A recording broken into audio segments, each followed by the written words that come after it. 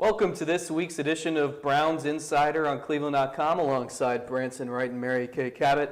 I'm Zack Meisel. Plenty to get to. The Browns lost to a winless team last week. They get another winless team this week. Can't possibly lose back-to-back games against winless teams, can they?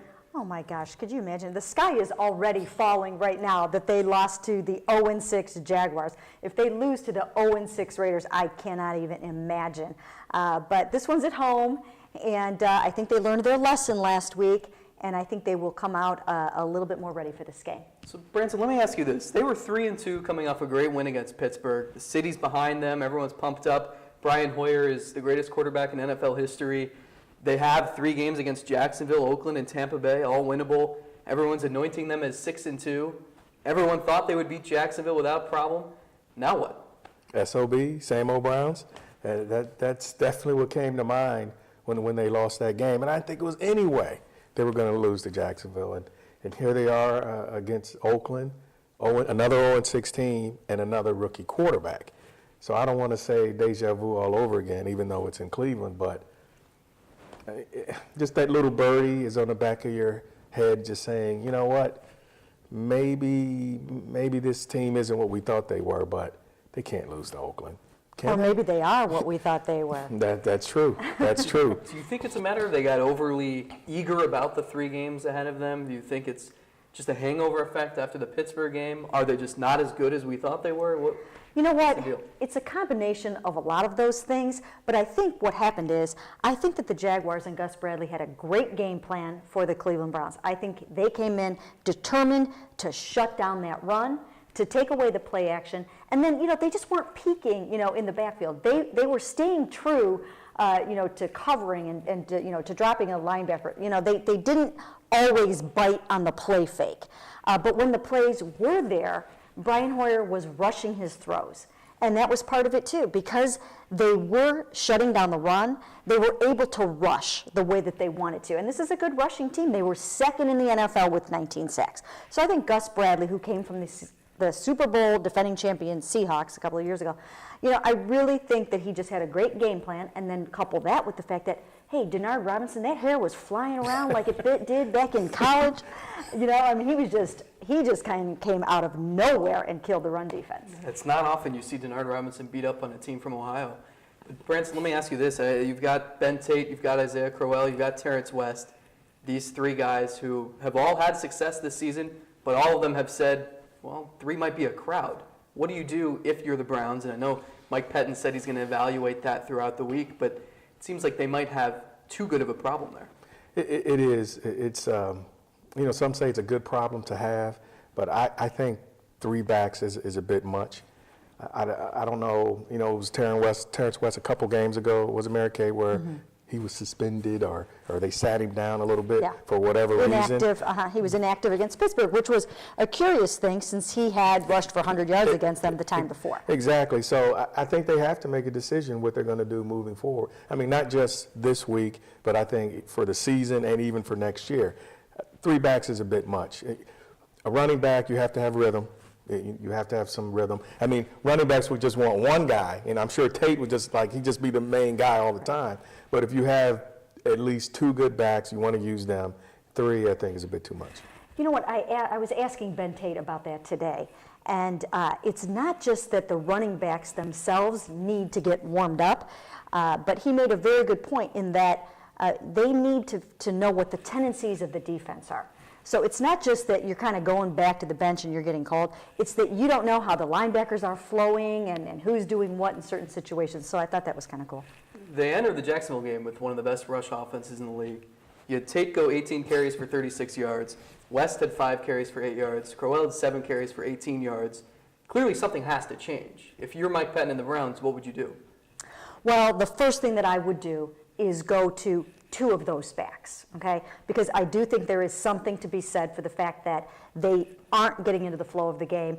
They don't know who's going to be out there in short yardage situations. They don't know the tendencies of the defense. They aren't sort of figuring it out and then being able to hit that hole the next time because they're over on the bench. So I think for right now, I would probably go Ben Tate, and Isaiah Crowell. You're going to have to forgive the fact that he fumbled the ball away and struggled with some pitches, because I think he hits the holes faster and harder, and I think he provides a good changeup to Ben Tate, a good change of pace. And right now, I think it's okay to let Terrence just kind of take a step back and sort of figure out, his dance moves a little bit. And I think it's key for them to figure it out with the two backs because of the offensive line. They have to get used to the new guys up there. And the best way to do that, I mean, you can do only so much in practice, but during the games when you can get a good sense of how guys are blocking, what are their strengths and weaknesses, and how the game is going. Every week there's a new chapter written to this quarterback book that seems to be going on. And Brian Hoyer a week ago at this time was a Pro Bowler in the making, and we're talking about contract extensions, franchise tag, free agency, all this. And then he has one of the worst games of his career, and he said his wife didn't want to be around him. He's been miserable since the loss, the worst he's ever felt after a game. What is the perception of Hoyer now after that one? Can we take a step back and say it's just one bad game, or is there something to be said just because we don't have that big of a sample size? Well, you know what? I think that it's a red flag. I think it's a red flag that you have to now see going forward. Was this because teams are sort of trying to now figure them out? Was this because, I think it was largely because the offensive line struggled. Okay, I think, obviously with Alex Mack not being in there and Paul McQuiston being at right guard, John Greco being at center, I do think that Brian got rattled on that very first drive when Paul McQuiston got beat. Brian got drilled after that. He's not used to getting hit very much. He's had a very nice, as Phil Savage used to say, he's got a nice cockpit to throw from. Right. He's been very well protected, and because the running game has been there, they haven't really been able to get to him too much, even on the play action. They're kind of leaving him alone and giving him a chance to go through progression 1, 2, 3, find the open man. In this game, I think he got rattled. I think it all got to him at once, where all of a sudden it was like, Alex Mack is not in front of me. I got to think about the snaps. This guy's coming into the A gap, and I think he rushed his throws. Now, I think he's going to settle down this game. I think the line will settle down a little bit. Let's see how he does this game. Yeah, it depends who you ask that question to, media or fans. Fans, like you said, he was Johnny Unitas, reunited. But now it's like, oh my gosh, bring in Manziel, get another quarterback in there. But, an old pitching coach once told me, he said, it doesn't matter, as far as your success. It's when you have a bad game, what are you going to do the next game? So this is Brian's chance now. Okay, the next game against Oakland, what are you going to do now? Now, if he has another game like he did last week, then you may have to go to the bullpen. He was 16 of 41, 215 yards, an interception. Were you surprised they didn't turn to Manziel at all? Do you think they should have at some point? Well, you know what? Brian has pulled so many rabbits out of that helmet that I think they felt, and even I felt, and other people around me, when he hit Andrew Hawkins with that short pass over the middle. Andrew takes it for 65 yards, and all they needed to do was make one or two more plays to win that game there. I think everyone thought, you know what, he's going to bring that magic back again. This is the cardiac kid. I think we had him in that category. And the magic didn't happen this time. And I think Branson's exactly right. It's how do you respond the next game after you did not have success? But as far as bringing Johnny in, I'm not surprised because look what Brian has done so many times. He was coming off of a game or, a couple of games in which, in Tennessee, 25-point deficit he makes up. We've seen him do it several times. So not surprised. But I do think in this game, they will have the Johnny package available, and they will go to it if necessary. And I don't think that would have been the right move to bring Johnny in. It was his first bad game, and we've seen him come back before. So let it play out and see how it unfolds before you start this musical quarterbacks, because I think that would be the worst thing. This in and out, who's hot, who's not.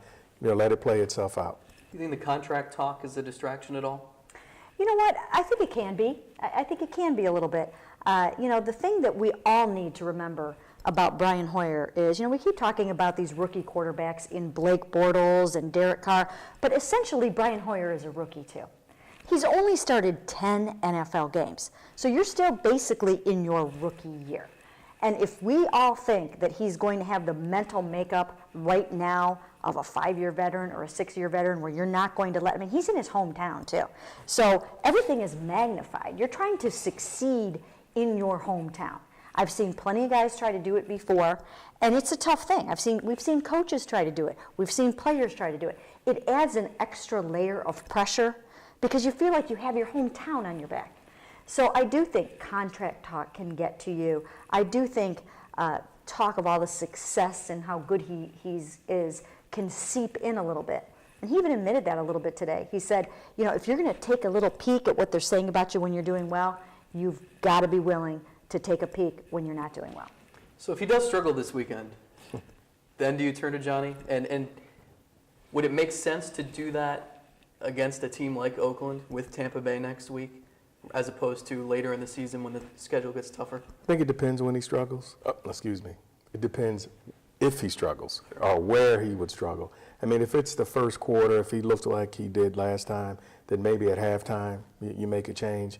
But if the game is close and maybe the third quarter he starts having a bad game, I don't think you need to go to this, you know, the switching the quarterback type thing. But as Mary Kay said, will probably be some packages with Meisel in the game. And if he looks really good, then okay, maybe that'll put some fire under Brian and make him change things for the better. One of the things to consider is that Pettine always talks about controlling the volume at First Energy Stadium. If they need to pump up the volume a little bit and it's dead in there, the quickest way to do that is throw Johnny football into the game. Certainly, we saw what happened when he went in and no one even knew he was in and Right. made the long catch. Right. You touched on the offensive line a little bit. Alex Mack obviously lost for the season. With Greco at center, McQuiston at right guard, Pettine said that might not be the case this weekend. They're still evaluating that. What do you think ultimately would put the Browns in the best position to succeed? Well, when we talked to John Greco today, he expects to start at center again, and that was consistent with what Pettine said during the press conference, because he basically said, you know, we don't want to rush Nick McDonald into there yet. So I think they feel like, you know what, let's try to see if we can get this thing settled down a little bit. Now, will they bring Vincent Painter in at right guard? There's a chance that they might do that. We don't know yet, and that's something that I'm sure they want to keep under wraps, because you know that the Raiders are doing everything that they can to exploit that weakness right now. So if anything, I think that's the change that they would make. I do believe they will start John Greco at center. Do you like Painter? I'm sorry to be the reporter guy, but do you like Painter? Well, I mean, just from a physical standpoint, he's extremely imposing, and he looks strong as heck. I'm sure you probably saw him when you were there last week too. But you know, I think it's worth a try. I do think it's worth a try at this point. I mean, even if you have to platoon them and see if you can get something going that way. Yeah, you have to get something to work. I think, you know, the fact that the offensive line is dealing with this issue with Mack being gone, I think they would have been better off if there was injury like at another position, like running back, where they're really healthy, and it's something that could maybe haunt them for the rest of the season, because you know, Mack was worth the money, and he definitely was a leader on that offensive line. So this is going to be a big blow unless somehow somebody could get released somewhere else, and then they can pick somebody up. All right, let's switch lines. Let's go to the defensive side. Phil Taylor, still injured. Rubin's been hurt. Wynn's been hurt. You lost Armani Bryant. That defensive line, Mike Pettine touched on it today, they've given up the most rushing yards per game in the league. They've only forced 2 fumbles, 12 sacks, ranks 21st in the league. Are we seeing the results of all these injuries racking up on the line? Absolutely. And you know what? These guys are doing a great job of not using injuries as an excuse. But first of all, you've lost your 2 best run stoppers in Phil Taylor and Ataba Rubin. I mean, you know, look, the Jaguars are going to be feeling the loss of Paul Posluszny, however you pronounce that. I mean, you know, when you lose your best guys, there's no denying it hurts. Not only that, you know, like you said, they're without Armani Bryant. You know, they definitely are hurting. They were struggling before all these guys went down with their run defense, and now it's a huge strain, and it's going to be a year-long issue. And I still question, I don't know if you were here, we brought this up, the fact that Phil Taylor was playing an end, and I think his strength is playing in the middle. And that hasn't been explained to me why he was moved on the end instead of the middle, and especially when this team has that weakness with the run through those gaps. So now that Phil's out, I'm sure they just like him to be there in any place right now Exactly. to get healthy as soon as possible. Yeah, that's a good question, though. And I think it's they really like Rube on the nose, and so then they want to get their best guys on the field. So I think they felt that was the best way Just to get him out there. Yeah. With those injuries on the line, how much pressure does that put on the back seven? You got the linebackers who are having to make all the stops in the running game. Puts more pressure when they're running successfully on the defensive backs. Is everyone feeling the loss of those guys? Oh my goodness, absolutely. I mean, those guys eat up a couple of blockers themselves. When you're talking about Rube and Phil, there's a reason why they were the starters. You can't say there's no drop off because they weren't rotating those guys in equally. John Hughes and Ish Kitchen were inactive the week before. It's not like they were getting 40% of the snaps and now they're getting 80. They weren't getting any the week before. So there is drop-off, and it is felt. It reverberates all the way back. And again, the back end has had some issues of its own and couldn't really afford this kind of strain. Yeah, they need all the help they can get. And we've seen the result on the corners, what has happened to them. I mean, when you have a good defensive line, I mean, it helps guys on the back end at all. And that's missing. And we've seen that at least the past 2 games. All right, Justin Gilbert, he's a rookie. He's been in the league for all of 6 games, but he's been thrown into the fray a little bit. And the Browns, they'll get K'Wan Williams back from a concussion. Has Gilbert looked better? What do you make of that position opposite Joe Hayden? I know Gilbert played against Jacksonville, but the results have been mixed. What do they do with that position? Well, you know what?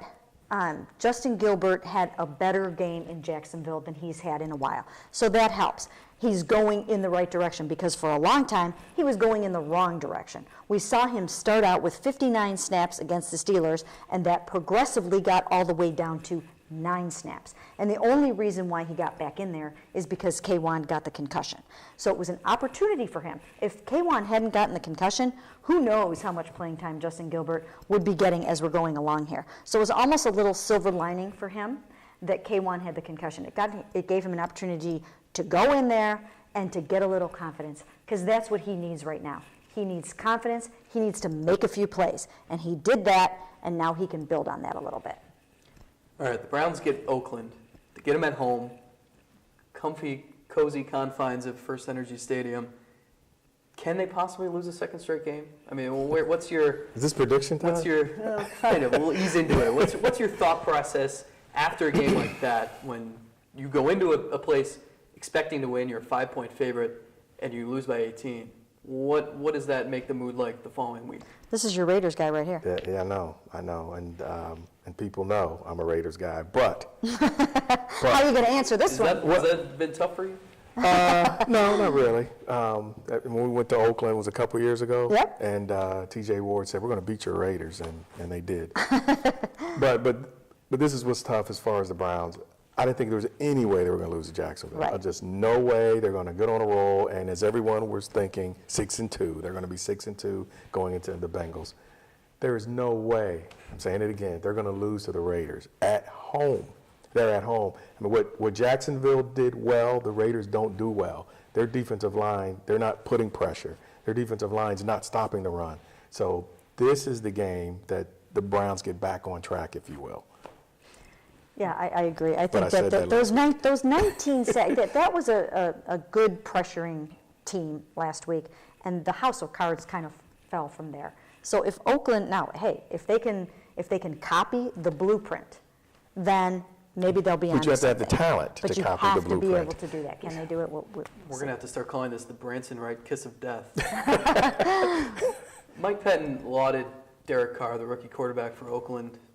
We've heard so much about Bortles and Manziel, Bridgewater. Carr kind of under the radar. What do you make of him at that position? I think it helped that his brother played in the NFL, and it helped him. There wasn't a lot of surprises that a lot of rookies could come into, but when you have your brother that played in the league and can tell you and prepare you for things that he's ran into, I think that's just made him a better quarterback. And what do you have to lose? I mean, the Raiders, as bad as people say the Browns have been, but you look at Oakland, they've been pitiful. They've been looking for a quarterback or anybody, to help step this team up. So he's had nothing to lose, and that's the way he's played, and he showed some maturity in doing that. You know what? He's an incredibly smart quarterback, and like Branson said, he has learned so much from his brother. I've talked to, in the pre-draft process, talked to Derek Carr and David Carr extensively just about how, he was his little sidekick everywhere. Since the time this kid was 8 years old, he was there for practices, he was at the combine, he was absorbing everything that you could know about being an NFL quarterback. So he bypassed a lot of those rookie mistakes that you make and all that kind of stuff. And so he does have a un-rookie-like way about him, and I think it's showing up. And they've played some good football teams. Now they've lost a lot of games, obviously, but if you look at the lineup, they've got some good teams that they have played. They've played the San Diegos and the New Englands, and I do think that makes a difference. If the Browns had started out, with some of those phenomenal teams, who knows what their record would be right now. All right, last week, Branson, you predicted some kind of blowout. Yeah, big time. 33-9 or feeling something that like way that. again this week? No, I'm not feeling that way this week. I think the Browns will win, but it will be close. Probably too close, but I think they pull this out. Because the Raiders are figuring, looking at their schedule, if we don't show up in Cleveland, then we got the Denvers coming up and San Diego again and teams like that. They may not get a win. Oh yeah, they're playing, in each of the next 2 weeks, they are playing the two Super Bowl teams. So I think they have to be looking at this game as, you know what, if we're going to get a victory, it's going to be right here in Cleveland, Ohio. But the Browns will be ready for it. Now, I don't know, I'm starting to have my doubts. After watching that game and living through that game last week, I'm starting to have my doubts a little bit just because the defense is so banged up. And I think Derek Carr is actually playing well. They're not scoring any points. They're averaging something like 13 points a game, but so were the Jaguars, way down at the bottom of the heap as well. So I'm starting to have my doubts about their ability to win this game, but for right now, I still think they're going to win. And they do have a couple Michigan guys on defense, so who knows? Extra motivation. Browns are about a 7.5 point favorite. Give me one key player that could turn the tide for the Browns on Sunday. Maybe under the radar, not necessarily Hoyer. Under the radar. How about Joe Hayden? Let's say Joe Hayden needs to come up with a big game. And now Derek Carr's not throwing that many interceptions. The other thing that's not happening with him, he's not getting sacked. He is not getting sacked. This is the best offensive line in terms of not giving up sacks. Number one in the NFL with only 5 sacks allowed this season. I think that's pretty remarkable. It also shows that Derek Carr is getting the ball out very, very quickly. But Joe Hayden, let's say Joe Hayden comes up with an interception in this game and turns the tide. I say John Hughes. He's going to put some pressure on a team that hasn't given up many sacks, and he's going to be big for the Browns. All right. Plus, Browns. he's University of Cincinnati Bearcats. So. Oh, of course. Branson with all the connections. All right, that'll do it for us on Browns Insider. Browns will host the Oakland Raiders this Sunday, 4:25 start. Plenty of coverage on cleveland.com throughout the rest of the week. And on Sunday, we'll talk to you then.